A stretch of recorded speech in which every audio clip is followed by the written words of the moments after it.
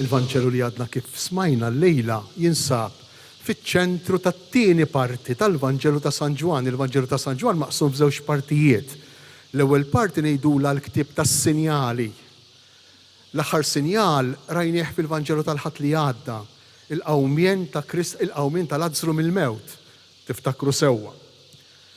It-tieni ktieb tal-Vanġelu ta' San Ġwan jissejjaħ l-ktieb tal-Glorja u jirrakkonta għalkemm jissejjaħ l-ktieb tal-Glorja jirrakkonta il-passjoni u l-mewt ta' Ġesu. Allura kif jissejjaħ l-ktieb tal-Glorja meta jirrakkonta l-passjoni u l-mewt ta' Ġesu?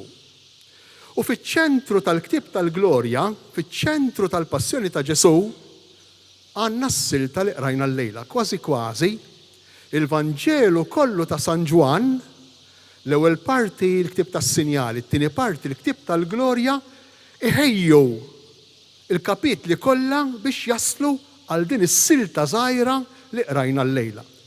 Allura din is-silta tal-lejli importanti ħafna, għandna lil Ġesu fuq is-salib, taħt is-salib hemm ommu, hemm id-dixxiplu li jħobb, hemm Marija ta' Kleofa u Marija ta' Magdala, u Ġesu jdowr fuq ommu jgħidilha ara ibnek, imbagħad idowr fuq Ġwanni u jgħidlu ara ommok, però lil ommu Marija jsejħilha Mara. U jsejħilha Mara mhux fis-sens ta' Mara is-sess femminil, imma jsejħilha Mara fis-sens ta' Marti, il-Mara tiegħi. X'inidejn li Ġesu taħt is-salib isejjaħ lil Marija bħala Marti, il-Mara tiegħi. U żgur li jsejħilha bħala Marti, il-Mara tiegħi. Kien sejħilha l-Mara tiegħi darb'oħra fil-Vanġelu fit-Tiċ ta' Kana, kapitlu 2. Hemmhekk ukoll li sejħilha Gune bil-Grek, Marti, Mara. Għaliex Ġesu lil Marija taħt is-salib isejħilha Marti u lil Ġwanni jsejjaħlu Liben. Kemm sabiħa din ix-xena. Għax hawnhekk proprju għandna it-twelid tal-uliet il-ġodda, għandna il-familja il-ġdida ta' Alla, mibnija mhux iktar fuq ir-rabja, mhux iktar fuq id-dnub, mhux iktar fuq lejra bħalma kienet mibnija il-familja ta' Adam u Eva u Kajjin l-ewwel iben tagħhom, imma mibnija fuq il-maħfra, mibnija fuq l-imħabba, mibnija fuq il-ħniena, mibnija fuq il-paċenzja. U allura din ix-xena hekk sabiħa, din ix-xena li tinsab fin-nofs tal-ktieb tal-Glorja tatina verżjoni differenti tad-dbatija. Id-dbatija mhix sterili. Id-dbatija ta' Ġesu fuq is-salib id-dbatija fertili, id-dbatija li tagħti l-ħajja. U mad-dbatija ta' Ġesu anki id-dbatija tagħna tagħti l-ħajja fil-fatt. Jekk hawn xi ħadd minna d-dar għandu xi santa jew ikona orjentali ta' Ġesu msallab, nindunaw illi Ġesu imsallab u ippreżentat bil-ġuf tiegħu b'żaqqu kbira bħalli kieku qiegħed iwellet. Bħalli kieku Ġesu f'dak il-mument tal-mewt tiegħu fuq is-salib għalkemm apparentement fl-għajnejn tagħna tidher xi ħaġa traġika, spiċċa kollox, imma proprju f'dak il-ħin kienet qed tibda il-familja il-ġdida ta' Alla. Dan jekk tiftakru kien qalulna il-Papa f'Tapinu meta ġie ftit snin ilu, kien qalilna proprju fuq is-salib fejn min għalih kulħadd kien spiċċa kollox, imma proprju f'dak il-mument kien qiegħed jibda kollox. Dan xi fisser? Hija l-aħbar sabiħa fuq id-dbatija tagħna. Id-dbatija tagħna lilna kollha kemm aħna iġġielna inbaxxu rasna. Iġġielna nindunaw bir-realtà tagħna, bil-verità tagħna. Jiena ċert li kull min hawn hawnhekk, jien inkluż magħkom, kollha kemm aħna għandna d-dbatija tagħna. L-ewwel tagħliema li rridu nitalmu mill-Vanġelu, l-ewwel aħbar tajba, hija li d-dbatija tagħmel parti essenzjali mill-mixja tal-ħajja tagħna. Diffiċli biex naċċettawha, però l-mulej Ġesu llum fuq is-salib f'dan il-mument ta' glorja meta nkun merfuħ il fuq mill-art nixbet lil kulħadd lejja, hekk qallu lil Nikodemu, Meta nkun merfuħ il-fuq mill-art, propju meta nkun imsallab, dakinhar dak il-ħin tkun il-glorja tiegħi, inkun fl-aqwa tiegħi. Għalina dan ifisser li l-mumenti jibsa ta' ħajjitna, il-mumenti diffiċli ta' ħajjitna jagħmlu parti essenzjali mill-mixja tal-ħajja tagħna. Imma xi frott jista' joħroġ jekk mill-mewt ta' Ġesu ħareġ Ġwanni, ħarġu l-uliet il-ġodda, ħarġet il-Knisja, ħriġna aħna. Mid-tbatija tagħna x'ġejt jista' joħroġ? Hemm ġejt li ma narawhx, imma hemm ġid ieħor li narawh. Hemm ġid ieħor li mmissuh bidejna mid-tbatija tagħna. Jien se nipprova nsemmi żewġ tipi ta' ġejt li nistgħu mmissu bidejna, naraw bajnejna, ġejt li joħroġ mid-tbatija tagħna. L-ewwel qabel kollox, id-tbatija lilna tallimna nafdaw falla. Din hija l-ewwel talima, l-ewwel ġejt li joħroġ mid-tbatija.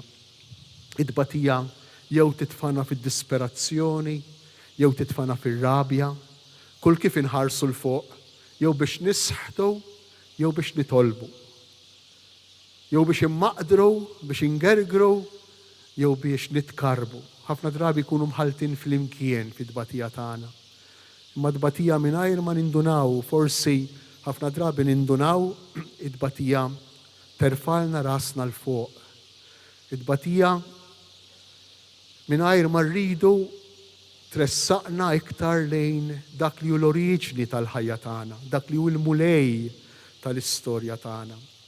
Id-tbatija titlob lil kull wieħed u kull waħda minna ma jibqax iffukat biss fuq innifsu għax jinduna illi weħedna maħniex kapaċi, aħna maħniex autosuffiċjenti, weħedna ma nkampawx, għandna bżonn tal-għajnuna li tiġi minn x'imkien ieħor u nħarsu l-fuq u nitkarbu u nitolbu. Allura d-tbatija l-ewwel qabel kollox tallimna nitolbu, tallimna nħarsu l-fuq u anki jekk xi darba t-talba tagħna tkun gergira, anki jekk xi darba it-talba tagħna tkun rabja, imma dik hija talba, dik tibqa' talba. Talba li aħna nagħmlu lil mulej, lil missier tagħna u d-tbatija taddina mill-fidi għal fiduċja. Ħafna drabi aħna meta nkunu tranquilli, meta nkunu fil-bnazzi, ngħidu li nemnu, ngħidu li hemm Alla li jieħu ħsiebna, li jagħti kasna, li jħobbna. Imma hu fil-mument ta' d-tbatija li din il-fidi ssir esperjenza, li din il-fidi ssir fiduċja. U fil-mument ta' d-tbatija li aħna nistgħu tassew nintelqu fidejn Alla u nafdaw fih. Dan li qiegħed ngħid ġara lil Ġesu innifsu. Ftakru f'Ġesu fil-ġnien taż-żebbuġ. X'jagħmel Ġesu fil-ġnien taż-żebbuġ? Meta ġie konxju mid-tbatija tiegħu Ġesu, idur lejn il-missier u jgħidlu biet minni dan il-kalċi, imma mhux kif irrid jien, iżda kif trid int. L-ewwel ħaġa li jagħmel Ġesu kienet li jdur lejn il-missier. Bħalna Ġesu bata kull tip ta' tbatija. Bata tbatija fiżika, narawh f'dawn il-ġranet fl-istatwi tagħna, imbiċċer f'ġismu, minn xhur ma' salib. Bata tbatija mentali tal-moħħ tiegħu. Narawh fil-ġnien taż-żebbuġ jikkumbatti mentalment x'l-aħjar li jagħmel, jikkumbatti t-tentazzjoni kemm tiġri f'ħajjitna lilna wkoll, kif se nagħmel. Kultant insibuna qudiemna nsibu l-ħajt, ma nistgħux ninfdu. Inħossuna fid-dlam lejn fejn se nimxu. Hija tbatija tal-moħħ tagħna. Imma hemm ukoll id-tbatija tal-qalb tagħna li ħass Ġesu. Id-tbatija tat-tradiment, id-tbatija taċ-ċaħda, id-tbatija tal-abbandon, id-tbatija tas-solitudni, id-tbatija tal-qalb. L-ikbar ħabib tiegħu almenu hekk ikkunsidrah fl-aħħar ikla, belli l-ħobs tiegħu fil-platt ma' Ġesu, l-ikbar ħabib tiegħu jitradih lil Ġesu.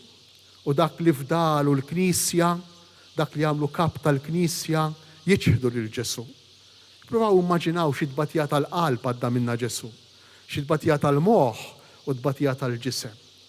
U dan kollu lil Ġesu flok li anqal fih rabja u mibeda, anqal fih karba, talba, talba lill-missier.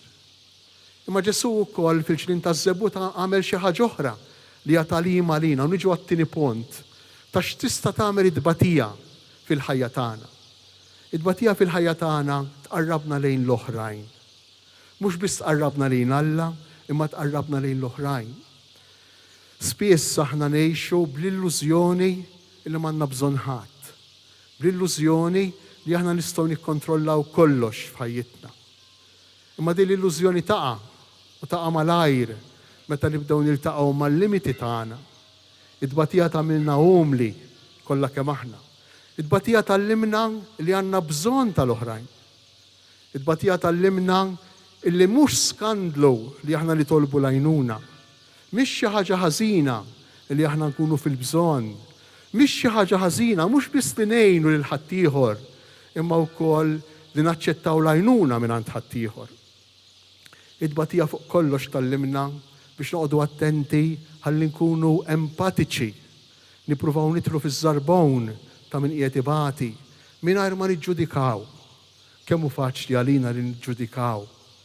Kemm hi xi ħaġa li tista' tagħmel ħsara u tista' żżejt fit-tbatija meta mingħajr ma nkunu attenti għal persuni l-oħrajn, għal persuni ta' madwarna, niġġudikaw mhux biss l-email, imma niġġudikaw il-persuna. U ħafna drabi l-ġudizzi tagħna faċilment, anke l-ġudizzi tiegħi, faċilment jistgħu jkunu ġudizzi għaġġiela, ġudizzi mingħajr ma nkunu riflettejna sewwa, mingħajr ma nkunu rajna sewwa, mingħajr ma nkunu flejna sewwa dak li qegħdin niġġudikaw. Imma niġġudikaw hekk skont kif smajna jew kif jagħmel kulħadd. Id-tbatija ġġelna biex inkunu attenti għal qalb tal-persuni kollha. Id-tbatija ġġelna b'mod speċjali inkunu attenti għal qalb ta' dawk li jistgħu jkunu vittmi ta' kull tip ta' abbuż morali, abbuż spiritwali, abbuż fiżiku, abbuż sesswali. Id-tbatija tgħinna nkunu attenti u attenti ħafna għal dawn il-vittmi. Għax xi drabi jista' jiġrilna li bil-ġudizzju tagħna waqt li nippruvaw nipproteġu lil dawn il-vittmi nkunu qegħdin inweġġgħu, nkunu qegħdin nagħmlu l-ħsara. Id-tbatija lilna iġġalna noqogħdu ħafna attenti u nirrispettaw ħafna l-persuna. Fl-istess waqt, ejjew nkunu sinċiri ma' nfusna. Meta xi ħadd ieħor jiġġudikana, meta xi ħadd ieħor jakkużana, l-ewwel u qabel kollox, wara r-reazzjoni ta' rabja li jista' jkollna fina, imma importanti li nieqfu u nirriflettu u ngħidu jista' jkun li l-ġudizzju tal-oħrajn ikun fih biċċa raġun. Jista' jkun li l-ġudizzju tal-oħrajn għandu jġelna nirriflettu, għandu jġelna naħsbu, għandu jġelna nidħlu iktar fil-fond ta' dak li aħna nkunu qegħdin nikkonsidraw u niġġudikaw. U b'dan il-mod allura mhux inkunu nattu jew naħbu, imma nkunu nikxfu, nkunu napprofondixxu, nkunu iżjed infittxu l-verità biex imbagħad il-ġudizzi tagħna u l-għażliet tagħna ikunu informati u iffurmati. Il-Vanġelu tal-lum jallimna li fit-tbatija il-qalb tagħna għandha ssejr dejjem iktar mimlija ħniena, mimlija mħabba. Hekk inkunu nixbħu tassew lil Marija li kienet taħt is-salib, lil Marija li qadet sal-aħħar minuti, sal-aħħar mumenti ħdejn bina Ġesu. Hekk aħna wkoll inkunu nirrispettaw lil Ġesu f'xulxejn. Kemm hu importanti li f'ħajjitna nagħmlu x'nagħmlu, ngħidu x'ngħidu, nippruvaw mhux inżidu id-tbatija ta' xulxejn, mhux inkabru id-tbatija ta' xulxejn, mod speċjali aħna bħala nsara, imma nippruvaw intaffu, nippruvaw inħennu, nippruvaw nissapportjaw inkunu spalla għal xulxejn. Il-mulejja tina bl-interċessjoni ta' Marija li mill-festa tal-lowm mhux biss inħallu f'riġlejja id-tbatija tagħna imma wkoll nagħmlu bħala inkunu ta' sapport għal xulxejn sal-aħħar.